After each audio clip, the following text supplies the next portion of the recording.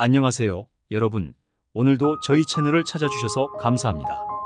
오늘은 하나님께서 여러분의 기도를 들으셨다는 8가지 신호에 대해 이야기해 보겠습니다.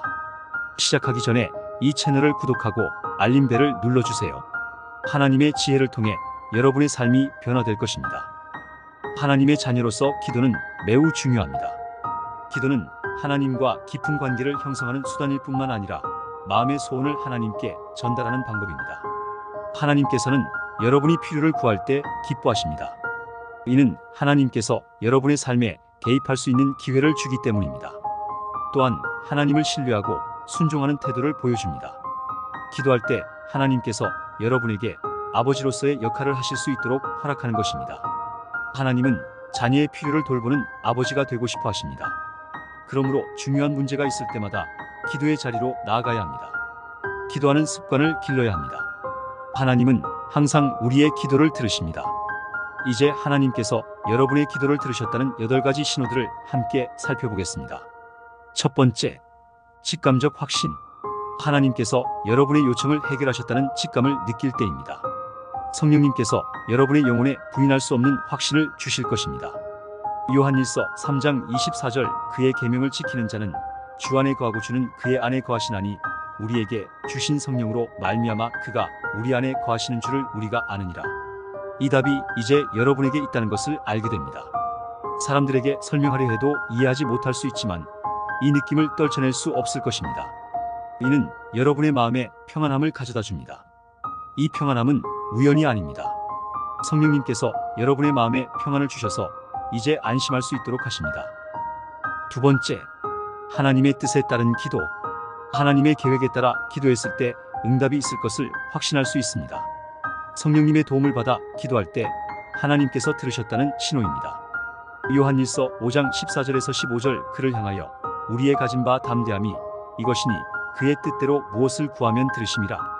우리가 무엇을 구하든지 들으시는 줄을 안즉 우리가 그에게 구한 그것을 얻은 줄을 또한 아느니라. 하나님께서는 우리에게 최선의 것을 주시길 원하십니다.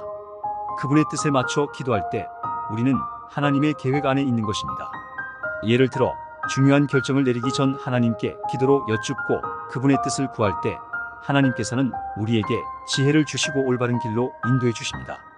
성령님께서 우리의 기도를 도우시고 하나님의 뜻을 이해하게 하시며 그에 따라 기도할 때 우리는 하나님과 더 가까워질 수 있습니다. 세 번째, 강권하심. 하나님께서 응답하셨다는 또 다른 증거는 명령입니다. 하나님께서 말씀을 보내주십니다. 때때로 기도 중에 강력하게 어떤 것을 하게 하시는 마음을 주실 때가 있습니다. 성경이나 성령님을 통해 지침을 받으면 하나님께서 여러분의 기도를 들으셨다는 신호입니다. 이스라엘 백성이 광야에 있을 때 하나님께서 기도할 때마다 지침을 주셨습니다. 출애굽기 14장 15절에서 16절, 여호와께서 모세에게 이르시되 너는 어찌하여 내게 부르짖느냐. 이스라엘 자손에게 명령하여 앞으로 나아가게 하고 지팡이를 들고 손을 바다 위로 내밀어 그것이 갈라지게 하라.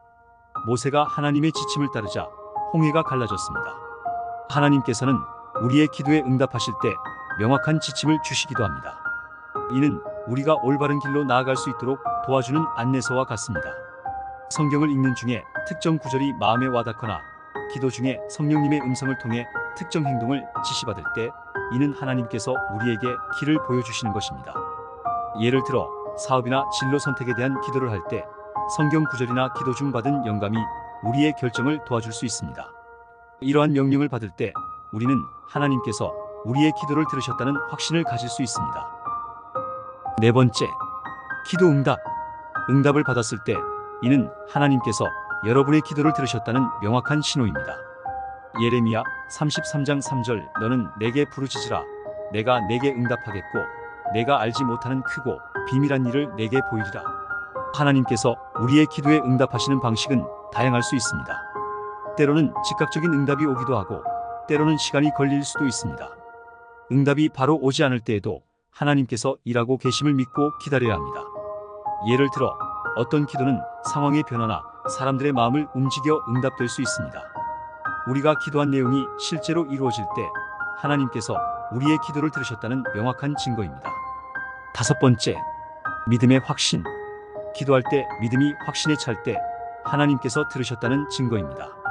히브리서 11장 1절 믿음은 바라는 것들의 실상이요 보이지 않는 것들의 증거니 믿음의 확신은 하나님의 약속을 신뢰하고 그분의 능력을 믿는 것입니다.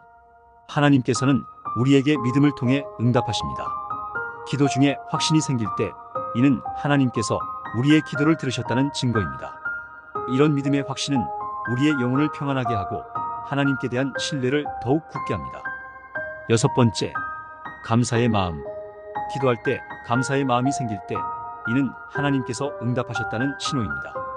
골로새서 4장 2절 기도를 계속하고 기도에 감사함으로 깨어있으라. 감사는 하나님께서 이미 일하고 계심을 인정하는 태도입니다.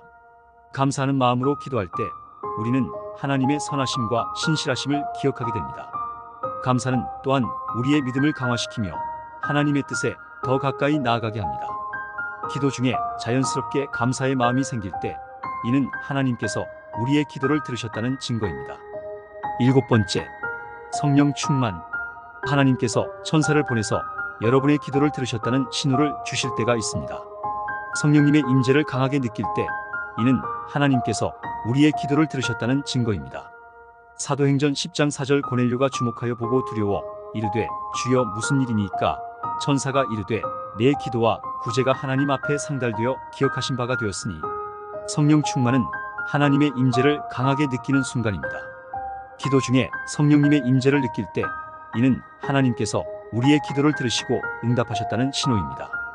성령님은 우리에게 위로와 평안을 주시며 하나님의 뜻을 깨닫게 하십니다. 성령 충만한 상태에서 우리는 하나님의 인도하심을 더욱 분명히 느낄 수 있습니다. 여덟 번째, 초자연적인 도움. 초자연적인 도움이 있을 때 이는 하나님께서 여러분의 기도를 들으셨다는 신호입니다. 누가복음 5장 6절 그렇게 하니 고기를 잡은 것이 심히 많아 그물이 찢어지는지라. 하나님의 초자연적인 도움은 우리의 능력을 초월하는 방식으로 나타납니다. 예를 들어 베드로가 물고기를 잡을 때 하나님의 초자연적인 개입으로 많은 물고기를 잡았던 것처럼 우리의 삶에서도 불가능해 보이는 상황에서 하나님의 도움을 경험할 수 있습니다.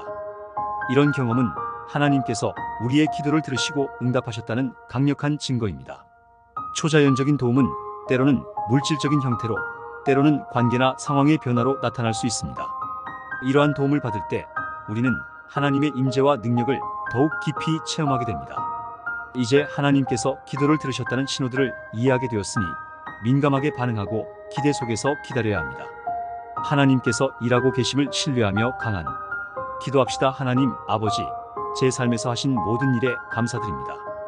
주님의 사랑에 감사드리며 제 삶에 항상 함께 하시는 것을 감사드립니다. 주님의 성령님의 부드러운 인도를 감사드립니다.